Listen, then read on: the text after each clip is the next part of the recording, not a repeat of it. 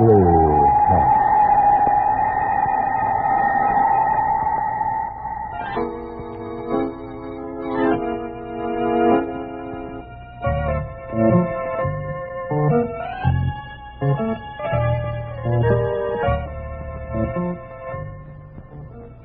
Mystery House, that strange publishing firm owned by Dan and Barbara Glenn, where each new novel is acted out by the Mystery House staff before it is accepted for publication. Mystery House.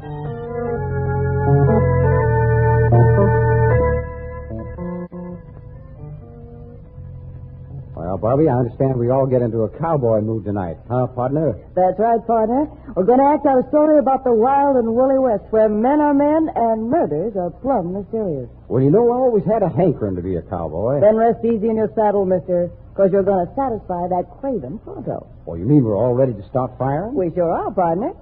But just a minute. Here comes a mysterious stranger wandering in off the range. Well, sure enough. What do you got to say for yourself, stranger?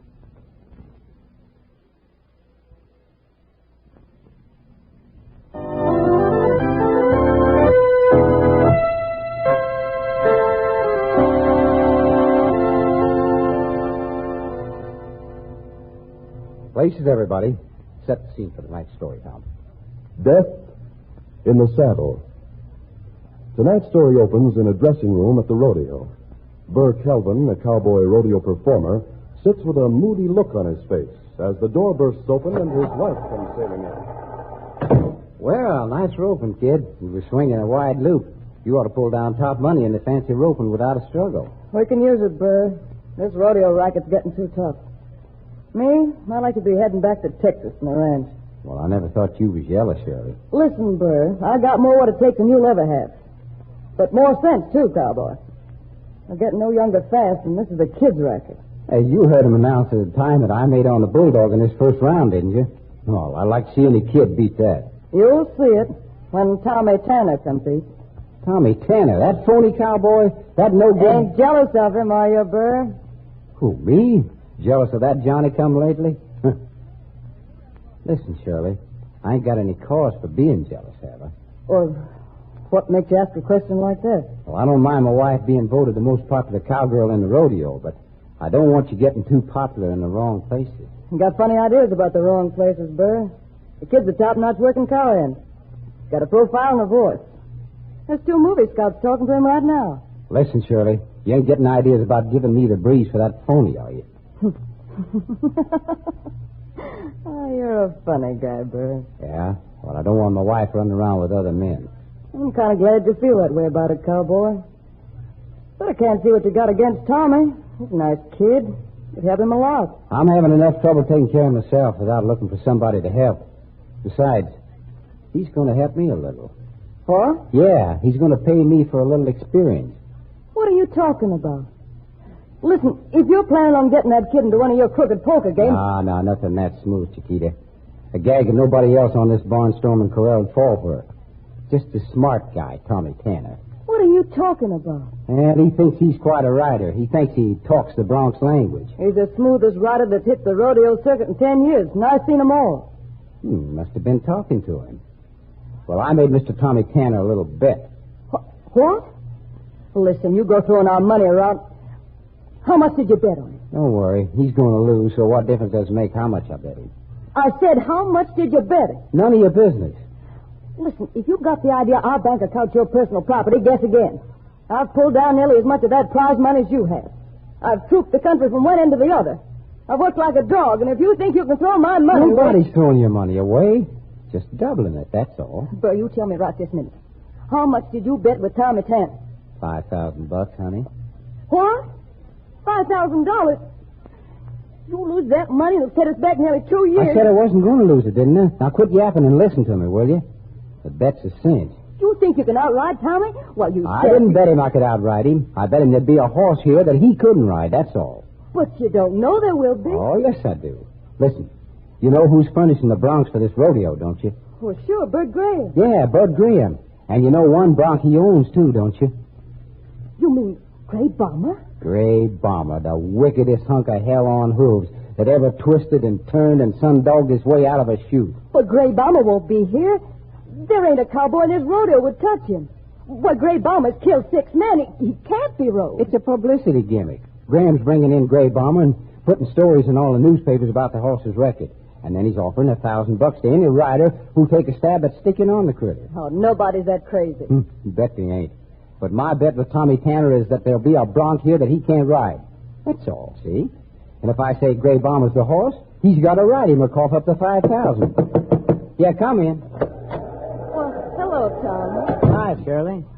Nice roping you done tonight. Thanks, Tommy. If you got time tomorrow morning, remind me to show you a little trick on the in and out roping. Well, that'd be mighty nice of you, Tommy. Listen, Tommy, she could teach you tricks about roping. And about riding, too, I suppose. Well, you're going to learn a trick or two about riding, cowboy. A trick that'll cost you $5,000. I wish you boys would call off that bet. I suppose Bird told you to say that, didn't he? Well, no. He thinks he's got a one for sure, but I don't know. I don't like the idea. I got a sure thing, Tommy, and you fell for it like a chump. Ever have a sure thing go back on you, Bird? Look, this is one sure thing that couldn't go back on me. I bet there'd be a horse here in this rodeo that you couldn't ride. You know what Bronc's going to be here? Oh, you mean Gray Bomb? What? Well, sure. Gray Bomb is coming in tomorrow. You knew it all the time? Yep. Oh, I don't get it. You can't ride that horse. Want to put up another $5,000, Bird? Nobody ever has rode him. There has to be a first time for everything. Yeah, you're a worse sap than I thought you was, mister. Every tough bronc that ever bucked its way out of a chute has a gimmick. But nobody's ever figured what Gray Bomber's gimmick was. I have. I can farm that critter down and nothing flat. I got it all figured out. You're bluffing. You think I'd have bet $5,000 if it was a bluff? You can get another $5 anytime you say so. Now, you could be mistaken. I'm willing to take my chances on that, Burr. It's going to be the easiest $5,000 I ever made. Well, so long. You and your bright ideas. So this $5,000 is just like in the bank, is it? Oh, now look, Shirley, the guy's bluffing. Bluffing? Well, you clown, you might as well give him the money now. And I'll tell you something else. What? I've worked like a dog saving for our ranch. Our ranch. Now we'll be lucky if we can buy a pinto pony. You lose that money and I'm through with you.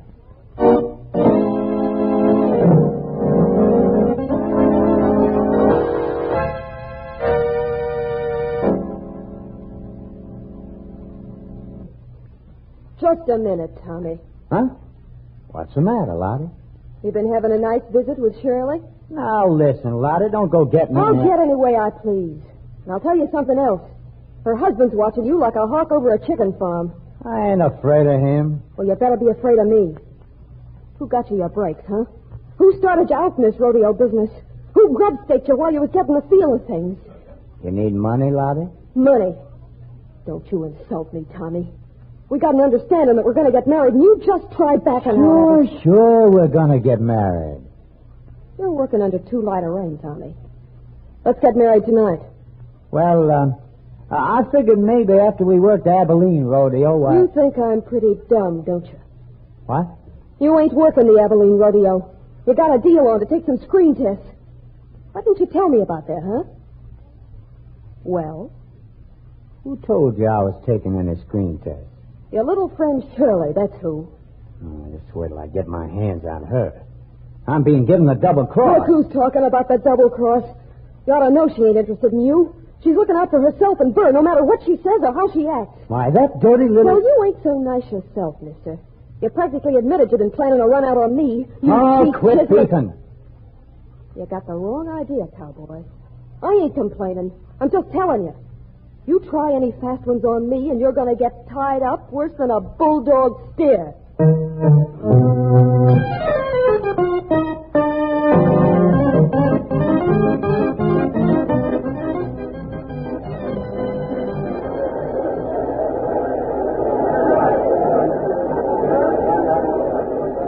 And now, the feature event of the evening. That popular cowboy, Tommy Tanner, trying to ride the roughest, toughest bronc that ever came out of Texas. Oh, he's getting into the chute now. I don't want to look. I'm looking, and I'm enjoying it. Gray Bomber, a bronco that's never been ridden, hold of a record full of death and destruction. Hold your breath, ladies and gentlemen. Are they opening the chute yet? Watch it, honey, watch it. It's going to be good. Found a gimmick for that horse, did he? Well, we'll see how much of a gimmick he's got.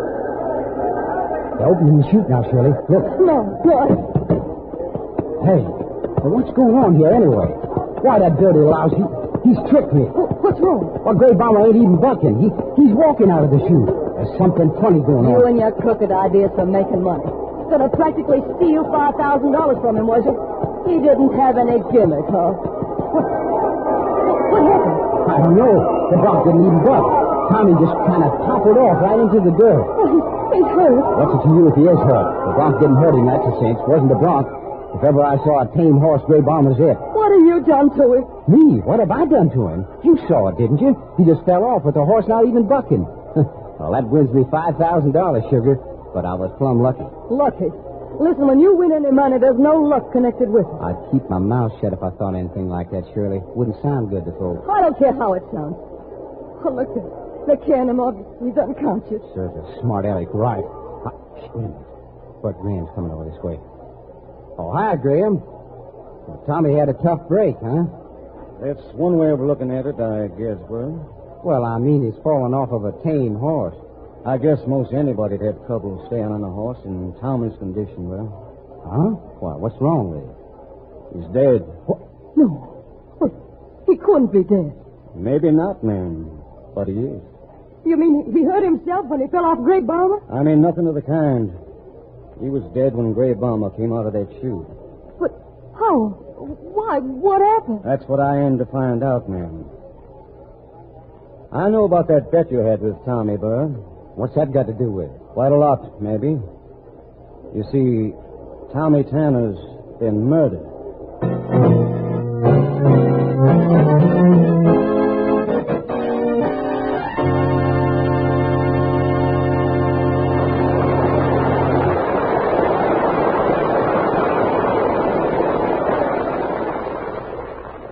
So Tommy Tanner was murdered.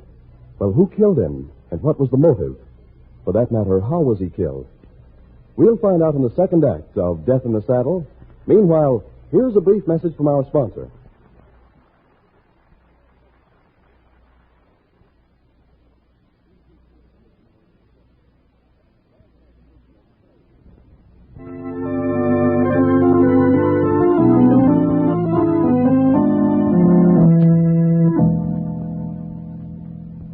And now, Act Two of Death in the Saddle.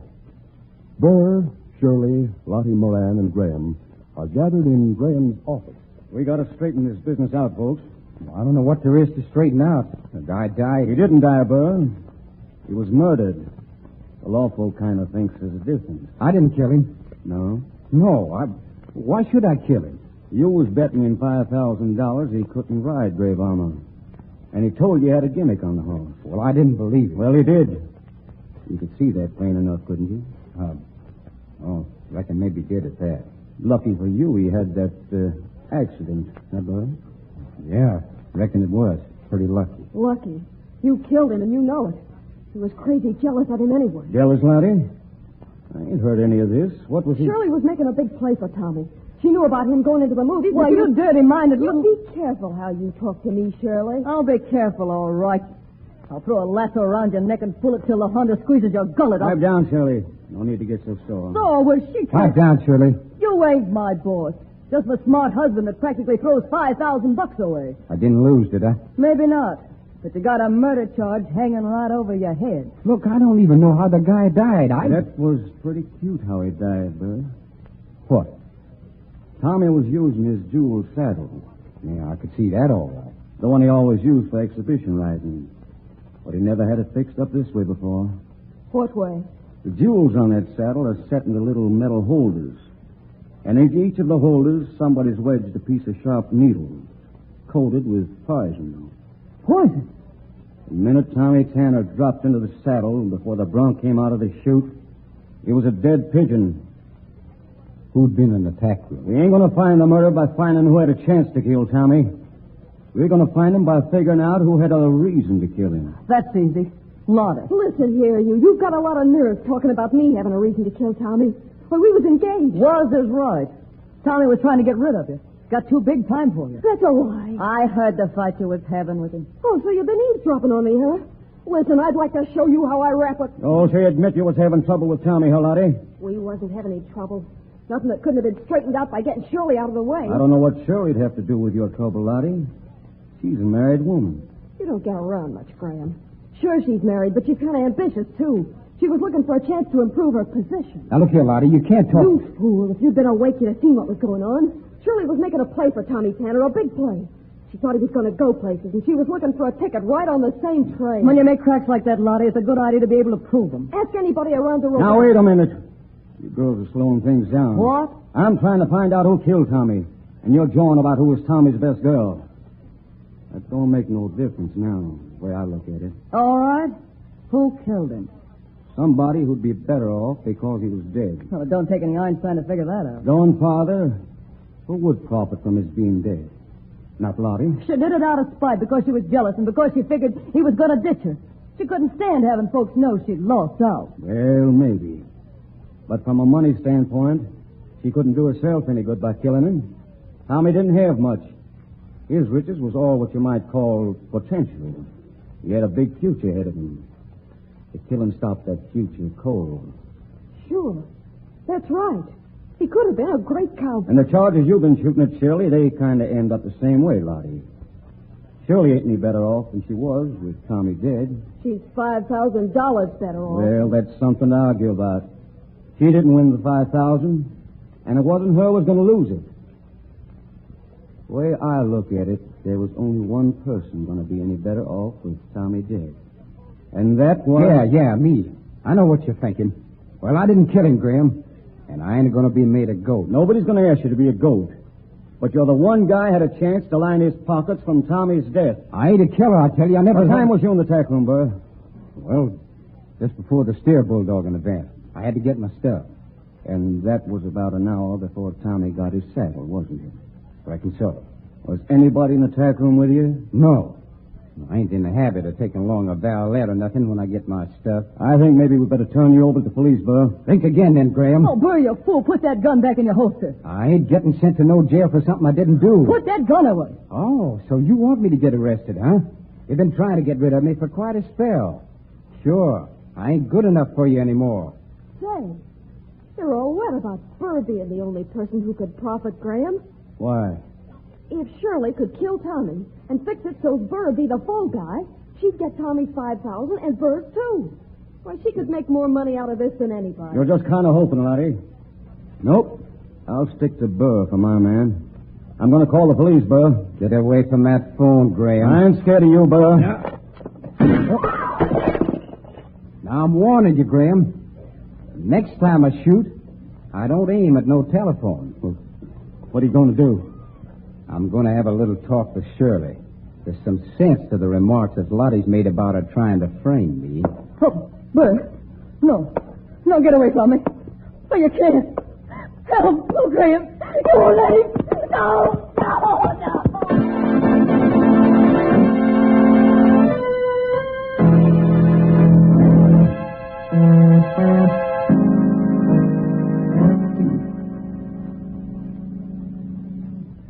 I'll get you for this, Burr, but take me the rest of my life. You ain't going to get nobody now that you've confessed. Confess? Why wouldn't I confess? Well, you hit me in the face and knocked me down and twisted my arm to the breaking point. If I hadn't confessed, it'd have been nuts. You mean you're denying your confession? Of course I'm denying it. And I reckon I got to start working you over again, Shirley. Oh, for the love... Oh, Graham! Lottie, you can't let him kill me. He's got a gun. He's crazy mad, Shirley. I ain't hanking to dispute with him. Your confession's true and you know it, Shirley. You killed Tommy. Now don't go trying to get out of it. Listen, if I'd have wanted to kill Tommy, I'd have done it a lot easier than the scheme that was worked. And if you think you're going to make my confession stand up in court, you're going to look like just as big a sap as you really are. Yeah? Why? Because I'll show the police a ticket. What ticket? The ticket to Reno. The ticket to What? Tommy had you licked on that bet. It was a big time, and he's heading right for the top. What's that got to do with a ticket to Reno? Plenty. Tommy was giving me the money to go out to Reno. I was going to skip after tonight's show. I was going to get a divorce from you and marry him. That's a lie. Oh, no, it ain't, and you know it. I got plenty of proof. Ask the lawyer that was advising Tommy on his movie test business and see what he says. Tommy'd been getting more than movie advice from me. You're a sweet little woman. You are. What do you expect? We're throwing away most of the money we've been able to save. I wasn't doing no such thing. You saw for yourself. Even when he was dying, Tommy was able to put a gimmick on Gray Bomber. Had the Bronx stop cold. You saw it. He even told Graham what the gimmick was, and Graham admitted it might work. What? So, he told Graham, huh? No, he never said nothing to me about it. That's a lie. He told me he'd talk to you. Oh, what difference does it make whether he talked to Graham or not? He had a gimmick on the horse, all right. That was easy enough to see. The important thing is that Burr knew about the gimmick. I wouldn't be too sure about that, Lottie. But why A not? good bucking bronc that can't be rode. A horse like that's worth as much as a winning racehorse in the rodeo business. More, maybe. I've turned down some big offers for Gray Bomber. Oh, that's beside the point. Sure it is. You do a little less talking and more listening, Graham. Tommy talked to you about the way he was going to calm Gray Bomber down. No, I knew nothing about Oh, it. yes, you did. Tommy told me. There wasn't any reason for him to lie to me about it. Oh, getting smart, huh, Shirley? Gray Bomber was worth a small fortune to Graham, as long as he couldn't be rode. But once a cowboy put the gimmick on him, once the secret was out of how to keep Gray Bomber from bucking, that horse wasn't worth a dime. Hey, I never thought of that. So the fellow that stood to profit the most from having Tommy Tanner die before Gray Bomber got broken was Mr. Graham. You're crazy, I tell Running you. a rodeo, you was in a spot where you could slip that saddle of Tommy's out of the tack room and fix it up in private. You think anybody took a chance of having folks walk in on him while he was doctoring the saddle that way? Well, that's right. I think it'd be kind of smart to go to Graham's office and kind of rummage through his stuff. I'll do it. What'll I look for? Lots of things. Needles, maybe, and poison. No, you don't, Lottie. Don't forget I got a gun, Graham. Yeah, that's right. You have, ain't you? Well, let's see if you want to shoot Lottie. Just standing right in front of me while I back out of here, Lottie. And once I get to my car, You killed Tommy, didn't you? Sure. You think I'm going to let a smart aleck own the best horse I got? The one that's worth the most money? Come on, Lottie. Don't try to get loose, because I got a gun, too. Oh, shoot him, Bert. You got her. Listen, I can't shoot Lottie. She ain't done nothing. Oh, where's my rope? Yeah, right over here. What are you going to do? Come on. We gotta run to catch her before they get to Graham's car. Now, hurry. Keep him covered with your gun in case he tries to shoot me. If he does, you gotta take a chance on getting Lottie, maybe, but you gotta get him. Don't worry, I'll protect you. All right. I think we're getting close enough. I gotta drop the rope down pretty accurate. And you're the one that can do it, kid. Let us sail, Shirley, and good luck. I'll get it right now. Yeah, right over his head. Look, he's pawing at it, trying to get it off. I figured he would. Careful. Now. Yeah, smart work. You got it right around his neck. Now pull it tight, Bert. I'm strong enough. Yeah, that idiot. He's trying to get into his car with the rope around his Now, neck. hold on, Bert. She threw it down. Put on the rope, Bert. I'm trying to, but it's cutting my hands off. Why, you pulled him right out of the running car by his neck. The toughest critter I ever tried to haul in with a rope. His neck broke. I heard it crack. Is it dead? It sure is. Good work, Burr. Yeah, I reckon so. Well, I suppose I better call the police. Oh, I'll go with you, Burr. You will? Well, I thought you was through with me. Oh, not if you'll have me around, Burr. I made a mistake. I was slow called, yes. Well, if you've got over it, there's no use yapping around about it anymore, I reckon. And I'm kind of sorry about the beating up I gave you, Shirley. Sorry?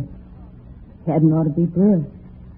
Made me kind of, feel that you was quite a fella. And even if it was for something I didn't do, I guess I had it coming on general principle.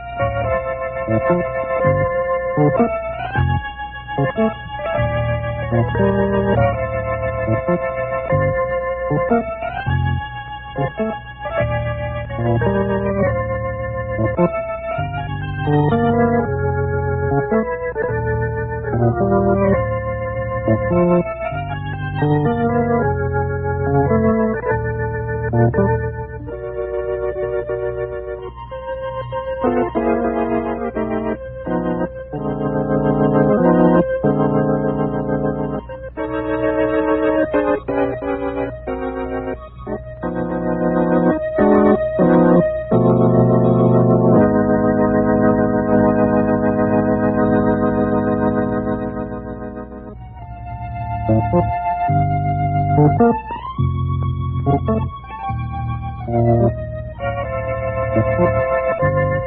you.